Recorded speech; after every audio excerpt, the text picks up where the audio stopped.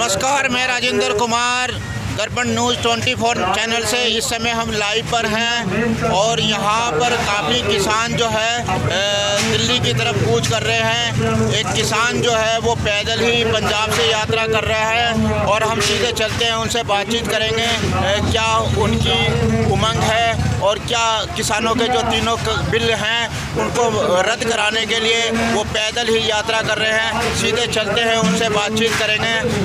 भाई जी नमस्कार, कहाँ से हो, आपका क्या शुभ नाम क्या है? मेरा नाम उदयवान है और मैं 2013 से लुधियाने में रहता हूँ।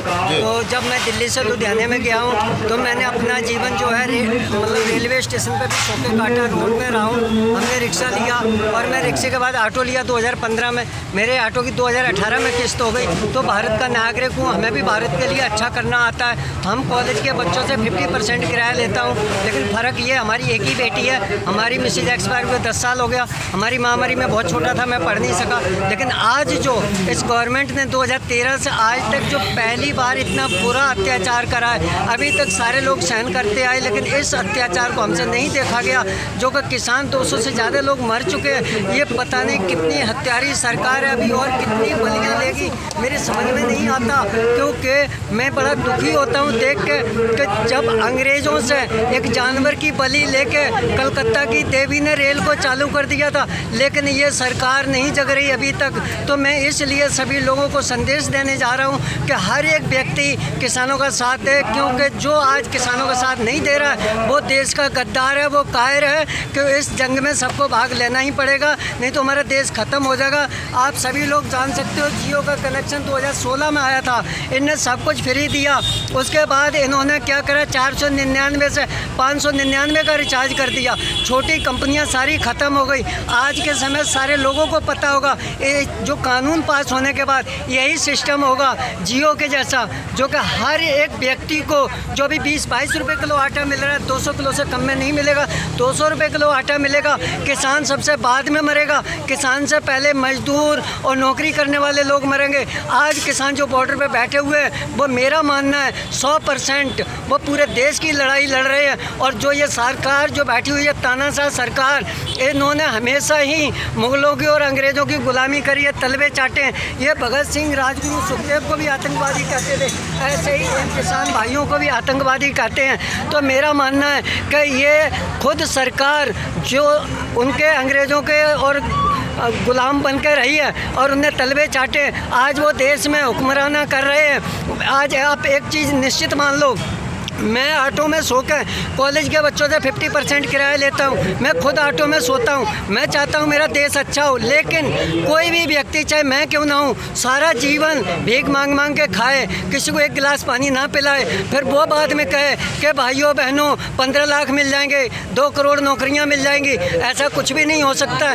आज मैं आपके चैनल के द्वारा ये ज़रूर बोलना चाहूँगा कि जो सरकार ये वायदे कर रही है 2014 से, एक भी वायदा पूरा दिखा दे। इनने 2 करोड़ नौकरियां देने का वायदा करा था, इन्हें 15 लाख देने का वायदा करा था, इन्हें पता नहीं क्या क्या बोला था। 35 रुपये डीजल बेचने की बात करी थी।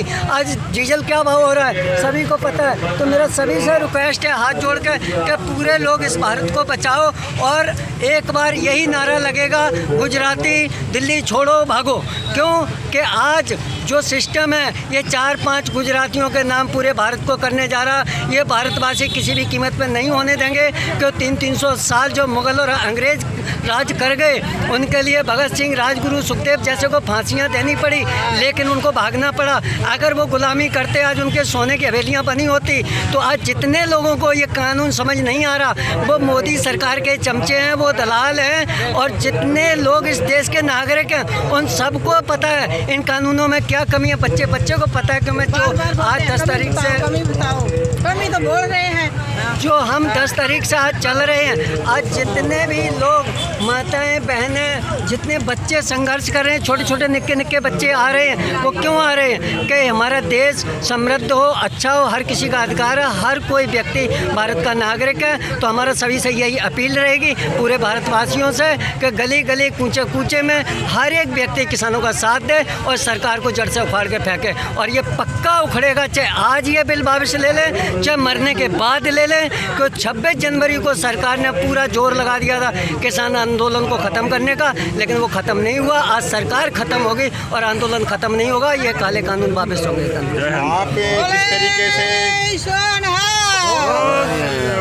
आप जिस तरीके से पंजाब से, पूरा शुभ नाम क्या है आपका? मेरा नाम उदय भान। उदय भारत जी। और कहाँ के रहने वाले हैं वैसे? मैं बेसिकली यूपी से रहने वाला हूँ। आप यूपी से रहने वाले हैं, और लेकिन यूपी से रहने वाले हैं जो वहाँ के यूपी के मुख्यमंत्री हैं, वो तो बार बार ये एक ही संदेश दे रहे हैं कि हमने किसानों के लिए बहुत कुछ काम किया है, किसान गुमराह हो रहे हैं। तो उस पर भी कुछ कहना चाहेंगे क्या? मैं सिर्फ और सिर्फ ये कहना चाहूँगा, सभी भारतवासियों से रिक्वेस्ट है कि सारे लोग किसी भी बाबा को, किसी भी फकीर को संसद में ना भेजें, क्योंकि बाबा हमारा ही खाते हैं, हमारे बच्चों का शोषण करते हैं और हमसे ही कहते हैं पैर दबाओ। बाबाओं को जंगल में जाना चाहिए, तपस्या करनी चाहिए, लोगों को अच्छी बात बतानी चाहिए, और पढ़े लिखे शिक्षित लोगों को संसद में भेजो, तब हमारा देश चलेगा। उनके कहने से नहीं हो जाता। योगी के खुद ऊपर 52 केस थे, मुख्यमंत्री बनने के बाद में ख़त्म हुए।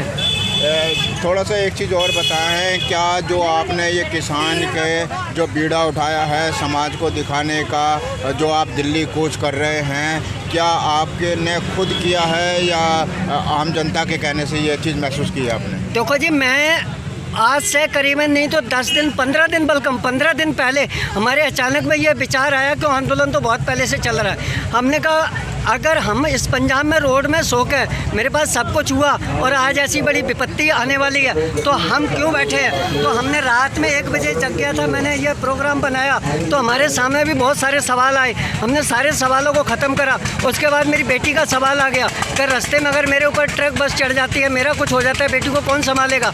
तो हमने कहा जिस दिन मैं प्लेटफॉर्म पर सो रहा था उस दिन मैं ट्रेन के नीचे आ जाता तो फिर कौन देखता। इसलिए हमने ये समर्पण करा कि हमारी एक बच्ची नहीं है, यहाँ करोड़ों अरबों बच्चियों का सवाल है। तो हमारी अगर बेटी ख़त्म भी हो जाती कोई फ़र्क नहीं पड़ता, हम ख़त्म हो जाते कोई फ़र्क नहीं पड़ता।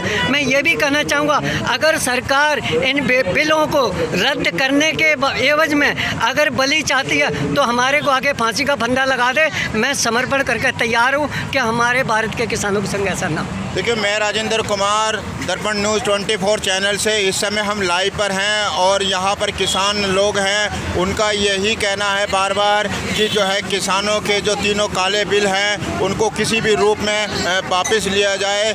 यदि इसके लिए हम लोगों को कोई कुर्बानी भी देनी पड़ेगी तो हम उससे निश्चित पीछे नहीं हटेंगे। यहाँ पर बहुत सारे बुजुर्ग किसान जो है निष्ठावान, सेवावान और भारी संख्या में यहाँ माताएँ और जो है यहाँ सेवा भी कर रही हैं, लंगर भी कर रहे हैं और एक दूसरों की भावनाओं को समझते हुए केंद्र सरकार से, देश के प्रधानमंत्री से यही निवेदन कर रहे हैं कि निष्ठा के साथ में इन तीनों काले कानूनों को वापस लिया जाए। मैं राजेंद्र कुमार, दर्पण न्यूज़ 24 चैनल से आप सभी का हार्दिक धन्यवाद करता हूँ। शुक्रिया भैया, बहुत